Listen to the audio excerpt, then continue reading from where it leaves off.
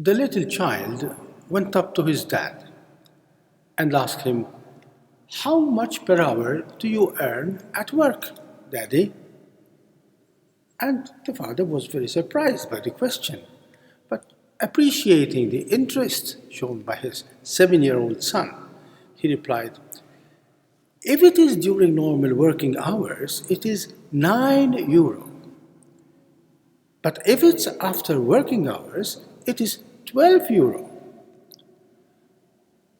And the son quietly went back to his room. Some weeks passed, and the child came back. And again he addressed his dad, came up to him, and offered him a handful of coins that he had painstakingly saved by not buying candy or other goodies for himself for 3 whole weeks. "Here, Dad," he said, "I have saved exactly €12. Take them and come to play with me for an hour after you come back from work tomorrow." The child was thirsty and eager. He needed his dad to be with him, to play at least for 1 hour. All work and no play makes Jack a dull boy, as the saying goes. But I would add that all work and no play makes all families dull families. A dull family is a short-lived family. But what makes a family bright or dull? To answer this question, we need to sharpen a little bit our vocabulary and know what we are talking about. For many people, life becomes dull when it becomes painful, difficult, challenging. And today we are remembering one very special family. We call it the Holy Family. And for this family, life was marked by more than its fair share of difficulties, pains, and challenges. Let me just mention a few. From the very start, even before marriage, all the young couple's plans went wrong. The girl got pregnant suddenly and prematurely from an unknown father. The promised husband was completely left out of the picture, sidelined in all this question of pregnancy. He was not even consulted. He was simply informed and given instructions to carry on and just adopt the child and keep things quiet. The child was born in the most difficult of circumstances. A long, hard journey in the very last days of pregnancy, rejected and homeless with no one to help.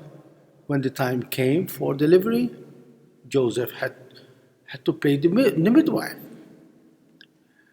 Just animals around and some angels hovering above a kind man's stable, and a couple of shepherds to visit them when the critical part of the operation was over. The child survived the grueling journey back home, and life went on. The next we hear about the child is when he was 12 years old. And then this love child started playing the truant in his eagerness to do something great, staying behind the parents in the temple. And Mary and Joseph had to face the music, looking for him with such pain and concern. This stab of the dagger Simon had foretold was just a prick with what was compared to what was to come. The rest of the story we all know, including the crucifying experience for mother and child, the sidelined father who by now was the absent father, presumably because he was prematurely deceased, leaving it to Mary to walk by her son's side through thick and thin. Judging by this mountain of pain and difficulties, the Holy Family should indeed fully qualify to be a failed family. Yet through the troubled and often sad story, this family not only survived, but it actually thrived and accomplished something that most families can only dream of. Jesus, Mary, Joseph walked their whole life journey in peace because they remained faithfully present to one another until the very end. The Gospel never speaks of playing or having fun or having it good along the journey. The only constant thing was that all the members of this family were there at the right time, in the right place, and doing the right thing at the right time.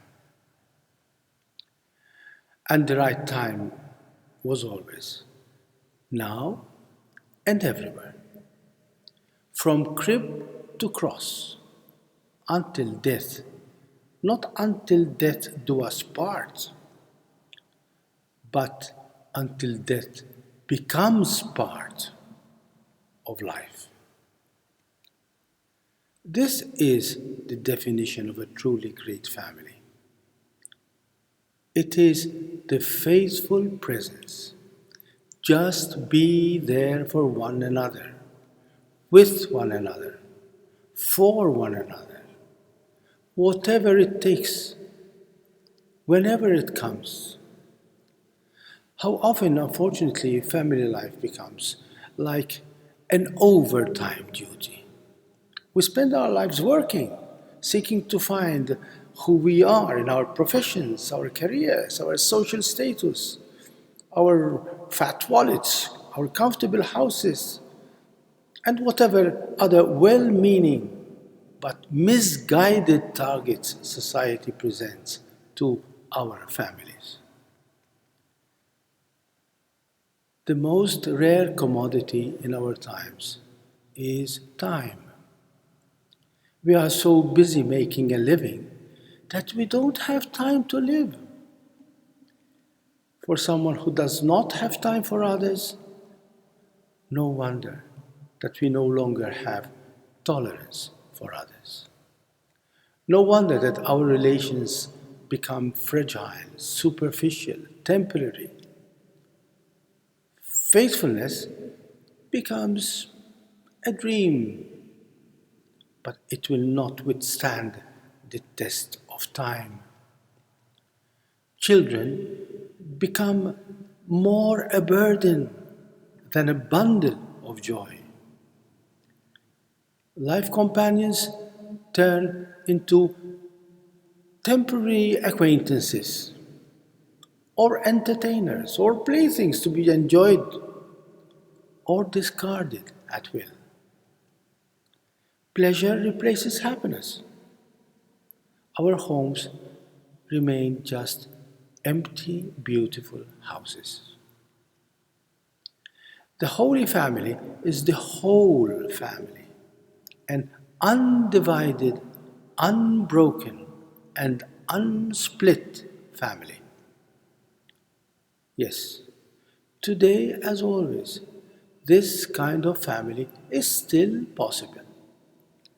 If we rediscover a love that is capable of giving itself in a total, whole, and undivided way. This kind of family can only be born from the heart of God, who is love which is endless and of unlimited power, unlimited beauty. My prayer today is first a big thank you, a heartfelt thank you for those families who have accepted and continue to accept every day anew to pay the full price for the fullness of joy that can be born only in the warm security of a love that is full, that is whole, a love that is uncompromising, faithful, and therefore eternal. It goes to those who have gladly and generously accepted to be wounded by Simon's prophetic dagger. It is the life giving dagger of a love that is ready and capable to go the whole way, right up to the mountain of the cross. I pray for those families whose hearts and lives have been shattered by broken promises, damaged relationships, separations, betrayals. Those who are stuck in their proud inability to forgive, or those who are just as stuck in the inability to find the healing humility of accepting forgiveness. I pray for the families who believe and don't buy into the trap of what society tells them, that they can find themselves without binding their happiness to that of their beloved ones. Yes, our families can become indeed whole and holy again if we all recognize that we are all children of the same Father in heaven. We will never discover the real beauty and meaningfulness of life if we do not freely accept Jesus as our elder brother and like him, with him, and in him, accept to find our lives by joyfully, even if painfully, giving it to our brothers and sisters, our husbands, our wives, our sons, our daughters, our fathers, our mothers, just like one big and holy family. To become all this, there is a very simple way to start. Give time to those you love. God bless you, and a very happy New Year to all of you.